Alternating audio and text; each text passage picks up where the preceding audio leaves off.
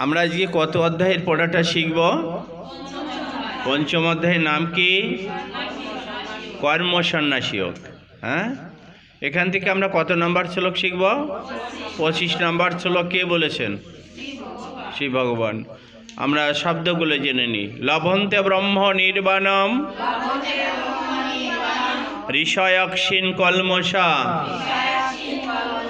ছিন্ন দ্বৈধায়তাত্মন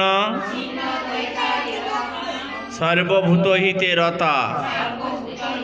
লভন্তে ব্রহ্ম নির্বাণম ঋষয়ক্ষীণ কলমষা ছিন্ন দ্বৈধায়তাত্মন সর্বভূত হিতে রতা। আমরা এখন অনুষ্টাপ ছন্দে পাঠটি করব। লভন্তে ব্রহ্ম নির্বাণম ঋষয়ক্ষীণ কলমষা ছিন্ন দ্বৈধায়তাত্মন সর্বভূত হিতে রতা। লভন্তে ব্রহ্ম নির্বাণম ঋষয়ক্ষীণ কলমষা ছিন্ন দ্বৈধায়তাত্মন সর্বভূত হিতে রতা।